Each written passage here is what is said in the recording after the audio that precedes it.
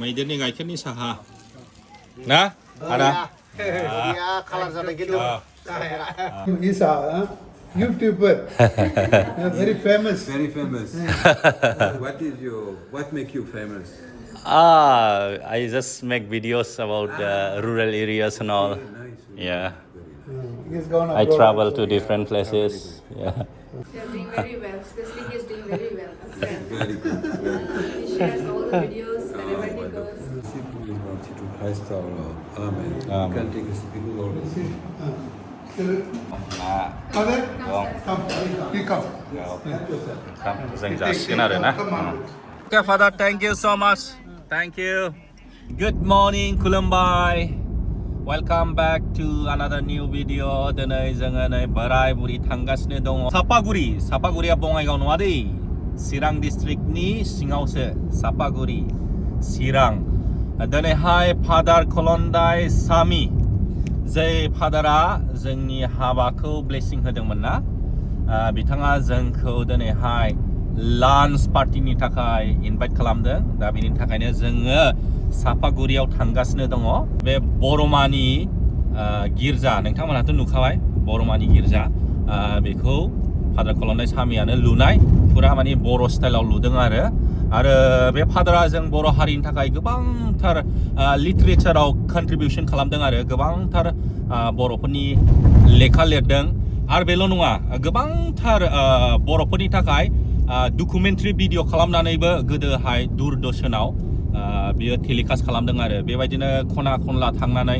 बै समावथ' मानि केमेराफ्रा गैयामोन बिराद गिदिर दामि आरो दूरदर्शननि टीमखौ लानानै बिदिनो बर' गामि गिदिंनानै गोबांथार डकुमेन्टारि भिडिअ बानायनानै टिभियाव हगारनाय जादोंमोन आरो बे बासिराम जोहोलाव मोनसे बर'नि सिनेमा ना मुभि बेखौबो बे फादार कलन्दाइ सामियानो डाइरेक्सन खालामदों आरो बेल' नङा फादार कलन्दाइ सामिया गोबांथार जोंनि बर' गथ'फोर सेंग्रा सिख्लाफोर गामिनि गोथौ गैजायै गोरिब न'खरनि गोबांथार बिदिनो लाइमोन सेंग्रा सिख्लाफोरखौ बियो बेंगलर बा चेन्नाइ बा केरेला बाहाय फरायनो हरदों आरो बिदिनो दाब जायगायाव फरायनो थिनहरदों आरो गावनि एक्सपेन्सेसजोंनो गावनो माने फरायहोदों आरो फ्रियावनो ओमफ्राय गोबांथार मानसिफ्रा बिदिनो गिदिर साख्रिबो मोननो हाबाय दिनै बे फादार कलन्दाइ सामिनि अननायाव जोङो नै सफैबाय सापागुरियाव बेनो जाहैबाय सेन्ट आल'सियास सेमिनारि केम्पास बेयो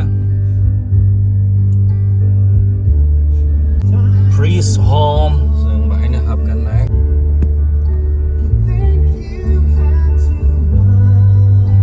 समायना दा नै बिबारफ्रा बारजोब्बाय जोङो गारिखौ पार्किं खालामबाय ओमफ्राय नै दाख्लि गिर्जा गोदान अपेनिं खालामनाया ना केथेड्रेल चार्च सिफायगासिनो दं पेन्डेलफोरखौ नै बाहायनो थायो फादार कलन्दाइ सामिया प्रिस्ट हम बिबारफ्रा जि मोजां बारगासिनो गोजोन्थों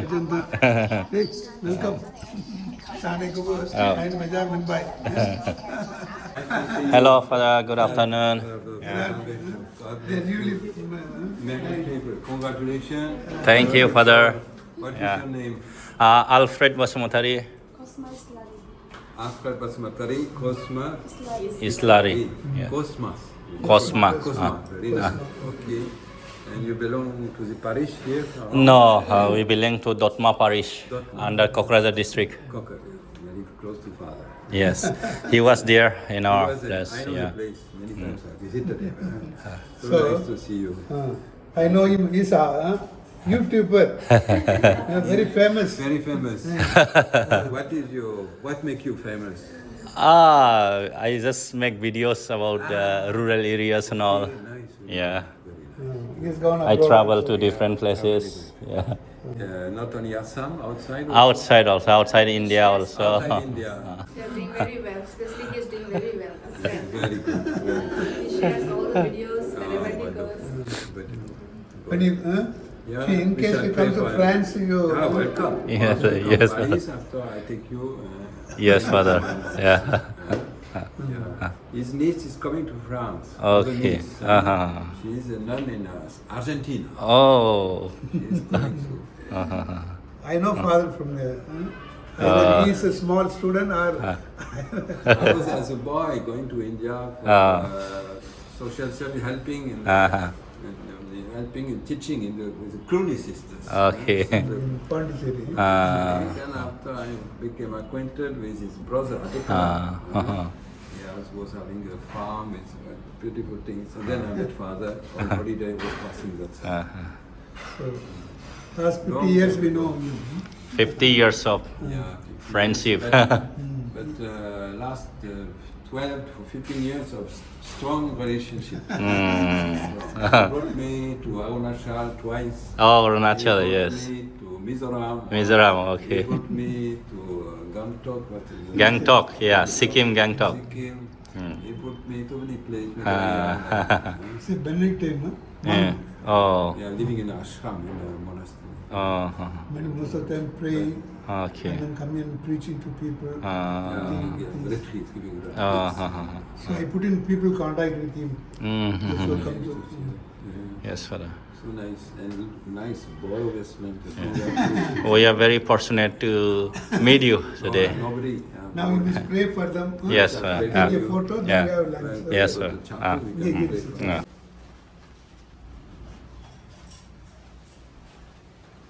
In your heart, may you continue your life together by being good or many people and by sharing everything together so that you can live a strong family life, always with peace, understanding, with love, with harmony, and with will to forgive each other, something happen always to forgive. John Brito, Yeah. Fathera France ni, ओमफ्राय sister नोंनि नामखौ खिन्थादो. Ang sa Himani Ramchiari, ang Mosulpur Parish. Mosulpur Parisनि. Serafina from Dumni Parish. To Christ our Lord. Amen. Amen. You can take a speak Lord. फादारा जोंखौ लान्चनि थाखाय लिंहरदोंमोन नै father कलन्दाइनि अननायाव दिनै God bless ओंखाम मोनजाबाय very special na Friis is inviting us for lunch you. With our very fortunate Father, Oh. John Brito. oh ada They sister came to terbaik. wish you all. Oh. They came from France. We are very fortunate just because of father Father, Come. come. You come. ओंखाम जों जासिगोन आरो ना फादारानो जोंनि थाखाय आइसक्रिमबो लानानै फैबावदों आइसक्रिमबो नै ओंखाम जाखांबाय जि गोथावमोन बानलु आसार हाइजेंनि आसार ना फ्राय दाउ बेदर thank you father Of the Mass, what is a Mass? During Mass, na? That's Mass Liberty Mass. Jesus was seen there.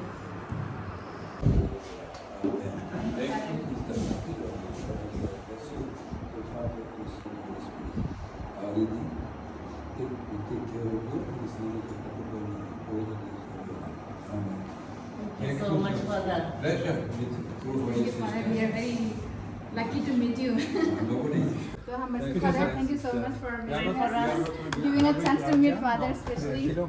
Shillong. I know that. Oh, I didn't get it. Long school. Then now, Japan. Yeah. Okay, Father, thank you so much. Thank you.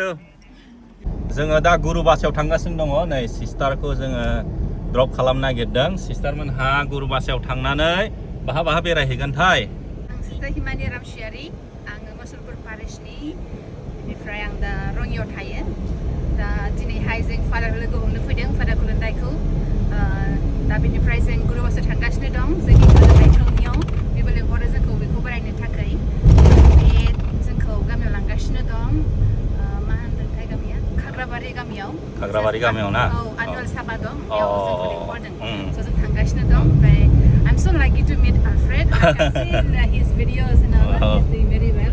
So when I saw him, I was so surprised. I was so happy. And today now he's there with us. He's going to drop us to Guru Basa. So thank you very much.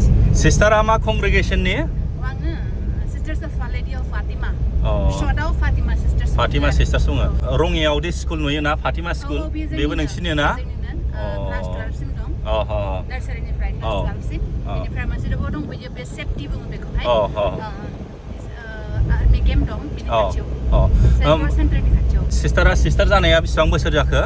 15 बोसोर जाबाय. वा 15 years इजि नङा सोरबाफोर जुदि नों बायदि sister जानो लुगैदोंबा बे फातिमा सिस्टार जानो लुगैदोंबा बेनि थाखाय मा नांगौ मिनिमाम फरायनाय क्लास 10 जोबनानै जों लायो क्लास 10 फरायखांबा एनि मिडियाम ना बर' मिडियाम इंलिश मिडियाम एसामिस मिडियाम फरायदोंमोन बर' मिडियामावसो इंलिश एसेबो रोङामोन आं ओरैबायदि स्मार्ट जाबाय नुवाखै नै सिस्टारा फैनानैसो रोंबाय गभर्नमेन्टआवहाय जों सिस्टारफोरा फोरोङो जेब्ला जों जइन खालामो बोसोरसे बिसोरो इंलिश फोरोङो आरो आर'जफोरखौहाय फोरोङो बेबायदिनो रोंदों थाबनो रोंनो हायो होनलाय सोरबाफोर जुदि 10 पास फरायनानै ओरैनो दं एबा सिस्टार जानो लुगैदोंबा सिस्टार हिमानि रामसियारि बेखौ कन्टेक्ट खालामनो हागोन ओमफ्राय सिस्टार मोनाबो इउटुब चेनेल दं दे गावसिनि कंग्रेगेशननि फातिमा सिस्टार्सफोरनि इउटुब चेनेलनि नामा मा नाम sister Fatima sisters north east नोंथांमोनहा सिस्टारनिफ्राय खोनाबाय फातिमा सिस्टार्स नर्थ इस्ट दा बयखौबो आङो रिकुवेस्ट खालामो स्पेसियेलि जोंनि कैथलिक ख्रिस्टानफोर नोंथांमोनहा अननानै बे फातिमा सिस्टार्स नर्थ इस्ट बे इउटुब चेनेलखौ साबस्क्राइब खालामना होदो आङो लिंकखौबो डिसक्रिपसनाव होना होगोन दे जोङो दा गुरुबासा सेन्ट मेरि स्कुलाव सफैबाय आङो ओरैबायदि किउरियासिटि जादों आरो दहाय सिस्टारा खिन्थादोंमोन ना सिस्टार बायदि जानोबा बेसेबां फरायनांगौ आरो सोर जयनिं खालामनो हायो दहाय सिस्टारा खिन्थादों 10 पास बानो जायो जिखुनु बर' मिडियाम बा इंलिश मिडियाम बा एसामिस मिडियाम जेबो माने मिडियामनि प्रब्लेम गैया आरो ओमफ्राय सिस्टार जाय माने सिख्लाफ्रा जयनिं जागोन अब्ला बेखौ बहा दोनगोन फार्स्ट इयारखौ फर्स्ट इयारखौ जोङो रमिय खालामो जायफ्रा फै क्लास 10नि उनाव बा क्लास 12नि उनाव जों बिसोरखौ लायो आरो बेखौ रमियाव दोनो मा फोरोङो बाहाय बेवहाय इंलिश फोरोंनाय जायो आरो आर'जफोरबो फोरोङो प्रेयार बायदिसिनाखौ फोरोंनाय मानो होनबा जायफ्रा क्लास 10 बिसोरथ' क्लास 11 12 खालामनांगौ जेब्ला बिसोर स्कुलाव थाङो अब्ला एसे गुबुन जानांगौ दा गुबुननिफ्राय बेनिखायनो जों इंलिश फोरोङो होखायो आरो नङाबा बिसोरो आसामिस मिडियाम बा बर' मिडियामाव फरायो नाथाय डाइरेक्ट इंलिसाव फरायनो खस्थ' मोनो दा बेनिखायनो जों इंलिश फोरोंग्रोयो बेनिफ्राय आर'जफोर उनाव 11 12 बानायो आरो जायफ्रा 11 12 फरायखांबाय बिसोरखौ बोसोरसेनि उनावहाय डाइरेक्टै प्रि नभिसियेटआव हरो बे 11 12 खौ बहा फरायनाय जागोन बेयो जोंनि स्कुलावनो जायो बेयो रङियाव फातिमा स्कुल दं फातिमा इंलिश मिडियाम स्कुल 11 12 खौ रङियानि फातिमा स्कुलाव फरायबाय बे 12 पास जानायनि उनाव आरो 1 इयार ट्रेनिं जाबावबाय प्रि नभिसियेट बेखौ बहा खालामो बेयो शिलंआव मार्कासा एक्चुअली दा बे बोसोरनिफ्रायसो शिलंआव जासिगोन नङाब्ला बागानपारायावसो जादोंमोन थांनाय बोसोराव एक्चुअली प्रि नभिसियेटआ बम्बेआवसो जायोमोन नाथाय दा जों चान्स होदों दे नर्थ इस्टआवनो बानायनो बेनिखायनो लास्ट इयार माबायाव बागानपारायावहाय जागायजेनदों बेनिफ्राय बे बोसोरनिफ्राय शिलंआव थांसिगोन मार्कासायाव 1 इयार प्रि नभिसियेट कमप्लिट खालामनानै आरो बहा थांगोन बिसोरो पुर्नायाव थांगोन जोंनि मादार हाउसआव नभिसियेट 2 इयार्स बेयावनो सिस्टार जाखायो बोसोरनि उनावहाय आरो बे बोसोरनियाव बिसोर सोलोङो माबोरै सिस्टार जानांगौ मा खामानि मावनांगौ बोरै थानांगौ सिस्टार लाइनावहाय कमिउनिटियाव बोरै थानांगौ बेखौ फोरोंनाय जायो आरो ओमफ्राय सिस्टार नोंसिनि बे कंग्रेगेशन फातिमा सिस्टार्स बिसोरो मा खामानि मावो मा सार्भिसेस जों गासै खामानियावनो माने जोङो हेफाजाब होयो लाइक जोङो गोरिबफोरनि थाखाय हिन्जावफोरनि थाखाय महिलाफोरनि थाखाय आरो जोङो केटेगिजम क्लास लानाय आरो ससियेल वर्क गामियाव थानाय एडुकेसन आरो हेल्थनिबो डिस्पेन्सारि खामानि मावो बेबायदि इयुथफोरनि थाखायबो अब्ला नोंथांमोनहा सिस्टारनिफ्राय खोनाबाय जायफ्रा 10 पास जानानै एबा 12 पास जानानै ओरैनो गोदाव सोराव दं मा खालामगोन मा खालामा ओरैनो जुदि लाइफआव कनफिउज जानानै दंबा नोंथांमोनहा सिस्टारखौ कन्टेक्ट खालामदो आरो इसोरनि हाबा मावनो नाजादो ससियेल सार्भिस मावनो नाजादो सिस्टारखौ कन्टेक्ट खालामबानो जाबाय इन्सटाग्राम आइडिबो दं सिस्टारना आङो स्क्रिनाव होनानै होगोन सिस्टारफोरखौ दोननानै फैनानै जोङो साहा लोंनो ओंखारदोंमोन नै बाहाय जोङो बबेनिफ्राय फैदों होनदों मोसौ थाग्रा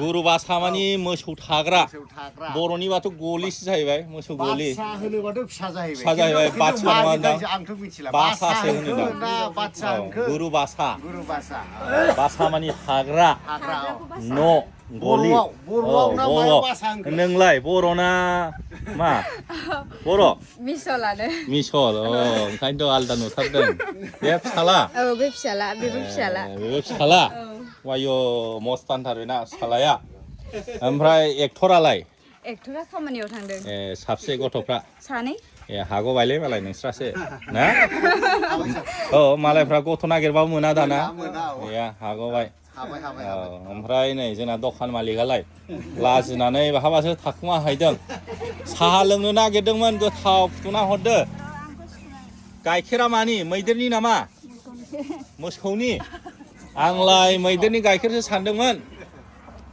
ओमफ्राय सिंग्रा फिसा फिसा मोनो नै जालांसै ओमफ्राय मैसो गारामा नै आंनि बिहामजो गोजा बिहामजो सानै दं ओमफ्राय आंनि न'आवहाय दा सासे दंथ'यो ना वा सासे दं गिदिरनि जाहैबाय औ आंनि बिदा गिदिरनि आरो ना औ जन बिहामजो बा बिहावना बा बेफोरसो बेसेबां अननाय बिहामजोफोरनि मावनाय मोनजानानै लायबावदों असे खुसि ओरैबायदि खुसि बा बेफोरसो दा औ मालायफ्रा सासेखौ मोना औ मा नाम जादों नोंनालाय हा ए औ मैदेरनि गाइखेरनि साहा ना आदा